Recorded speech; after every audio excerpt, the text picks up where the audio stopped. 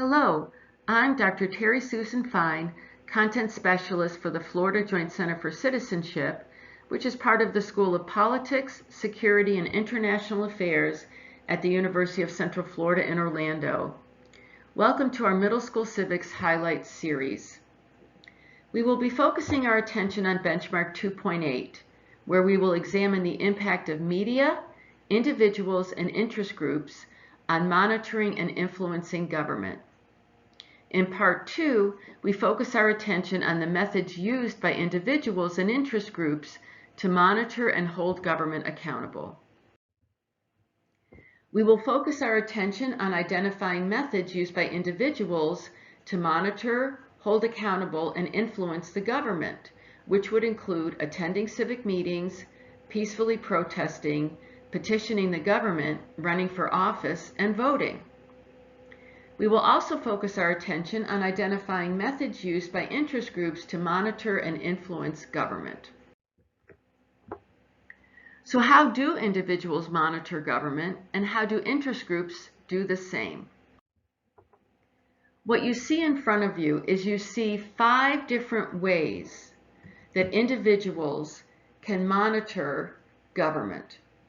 And what we're going to do is we're going to first introduce the 5 ways that individuals can monitor government, and we're also going to look at an example. Now, I want to make clear the use of the language here. Of these 5 methods of monitoring government, 3 of the methods are available to individuals whether they are U.S. citizens or not. All 5 methods are available to U.S. citizens.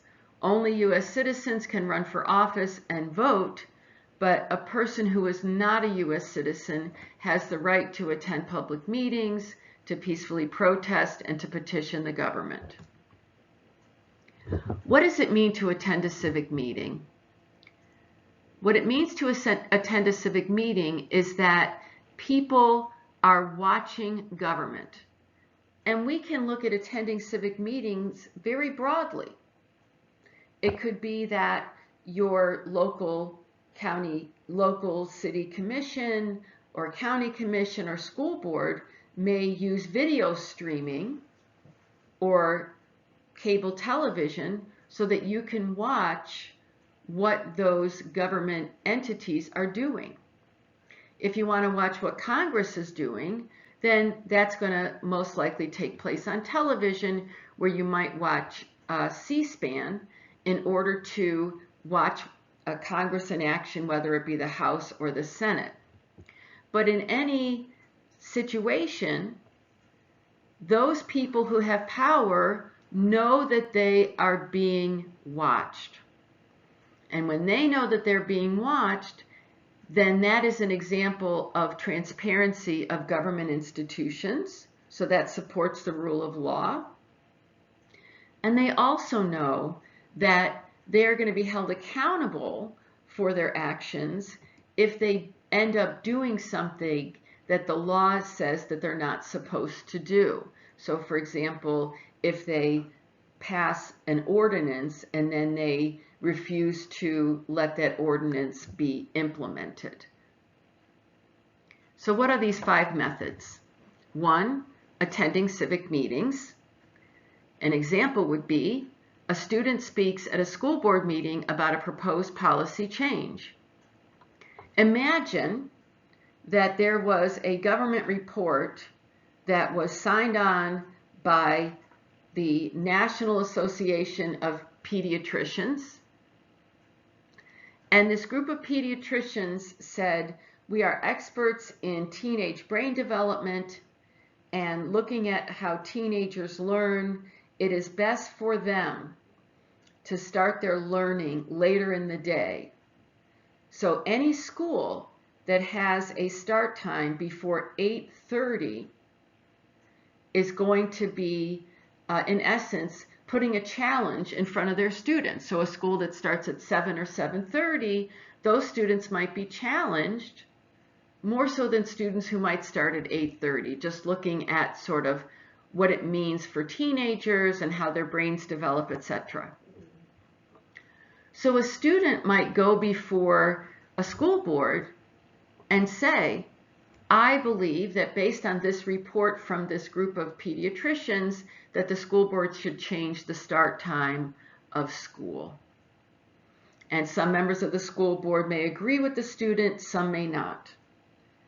If the school board takes a vote, then that student not only knows the verbal statements of those school board members, but also has the voting information. So if a school board member says, I oppose what you're suggesting, we should start at 7 o'clock, then that student might try to influence how other people vote or otherwise engage in the next election, perhaps trying to unseat them. So attending civic meetings also might include, at the local level, engaging with policymakers. Peacefully protesting. Peacefully protesting is protected by the First Amendment to the U.S. Constitution. Peacefully protesting means that a person is exercising their right to peaceable assembly, and if individuals chant or sing while they are marching or while they are assembling, then they're also exercising their free speech rights. So an example of this occurred in August 1963, when Dr. Martin Luther King led the March on Washington for Jobs and Freedom to promote civil rights and economic rights for African Americans. It was a very large march. As you can see from the title, it was in Washington, D.C. So what Dr. Martin Luther King was saying and doing with all of these thousands and hundreds of thousands of people is to say, we are here at the seat of the federal government. We are watching you, and we are monitoring what you're doing. And we expect from you that you will pass federal legislation. You will pass federal legislation in order to protect jobs and freedom, to protect civil rights and economic rights for African Americans. What about petitioning the government? Petitioning the government is also protected by the First Amendment. And in this situation, a citizen might present a letter to a member of the state legislature seeking an increase in the state minimum wage. The petition has been signed by hundreds of the state legislators' constituents. So there's a federal minimum wage, and the states cannot go beneath that federal minimum, but they can go above the federal minimum.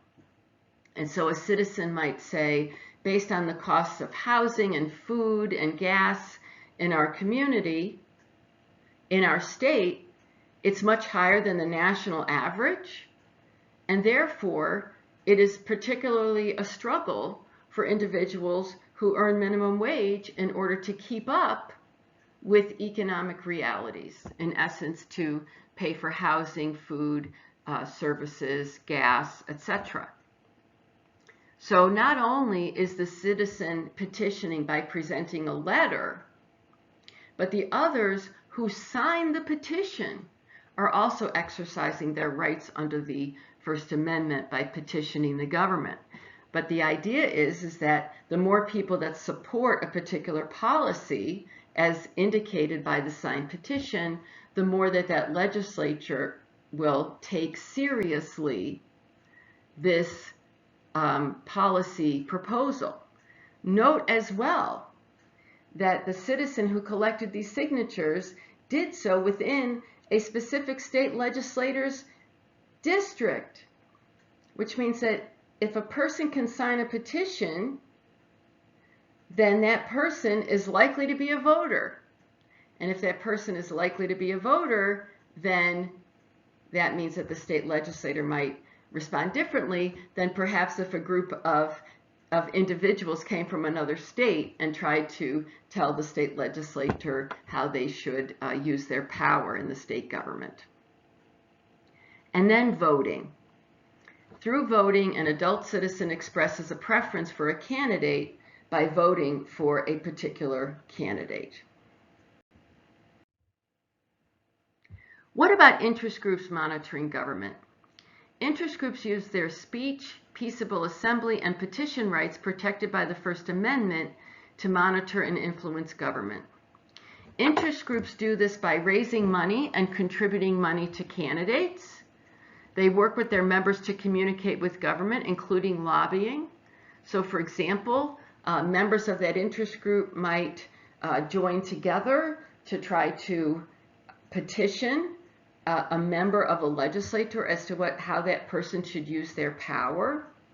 And it could be that the interest group could also hold a conference of its own members and then invite members of legislatures to come and present their point of view, or to invite candidates to come and present their point of view. And then, of course, the hope is for the candidate that people will be so pleased with the message that they not only will vote for that candidate when the election time comes, but will give money to that candidate that day. Lobbying is the idea that a representative from an interest group speaks directly to a legislator.